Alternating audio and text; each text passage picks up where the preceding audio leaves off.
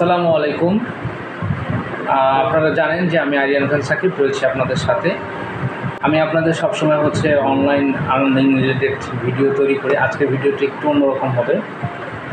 আজকের ভিডিওটি কি বলবো, আপনাদের আসলে আপনাদের কোনো ইনফরমেশন দিতে আসেনি। আজকের ভিডিওটি একটি মানবিকতার পক্ষে কথা বলার আজকের ভিডিওটি হতে যাচ্ছে।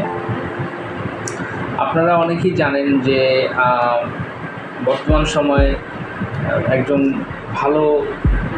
ভালো বলতে কি একজন খুবই ভালো মানের এডিটিং করে যে স্বপন আহমেদ, আমরা সবাই মোটামুটি ওনাকে চিনি। তো এই স্বপন ভাইকে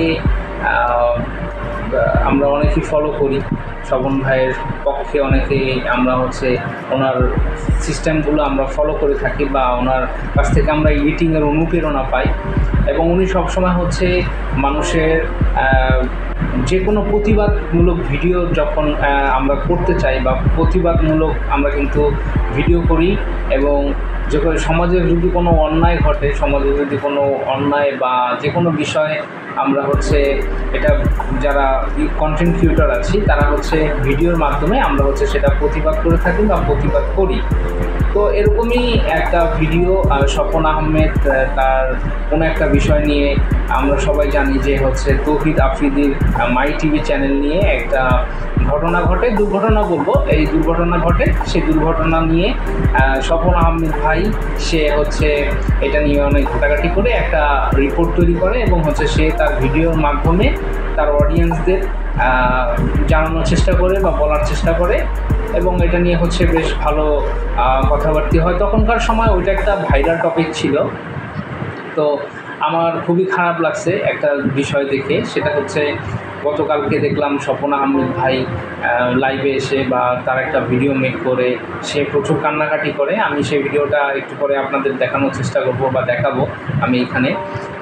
তো যে জিনিসটা বিষয় যে মানুষের জন্য মানুষ মাত্রই ভুল করে, মানুষ ভুলের অধীনে নয়, মানুষ অবশ্যই চলার পথে ভুল করবে আর মানুষ সবসময় ভুল করবে। এখন স্বপন আহমেদ ভাই সে সত্যিকার অর্থেই মারাত্মক ভুল করে ফেলছে। আসলে সে যখন এই ভিডিওটা আপলোড করে তখনই আমি আন্দাজ করছিলাম যে এই ভিডিওটা তার উচিত হয় নাই।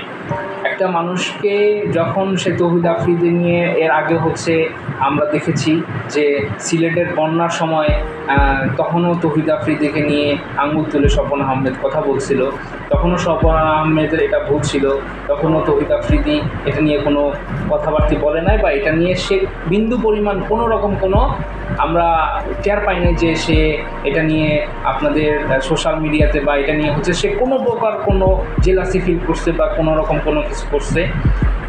তো তখনও দেখছি যে সে চুপচাপই ছিল। তারপরে যখন মাই টিভি নিয়ে এবং মাই টিভির যে ওনার আঙ্কেল আন্টি ওনাদের নিয়ে কথাবার্তা বলছে, এই সময়গুলো তো তৌহিদ আফ্রিদি অসুস্থ ছিল, এটা স্বপন আহমেদ নিজে বলছে যে এটা তার জানা ছিল না। তো এইটা একটা মানুষের আসলে বিবেক বুদ্ধি তখনই হয় যখন মানুষটা বিপদে পড়ে।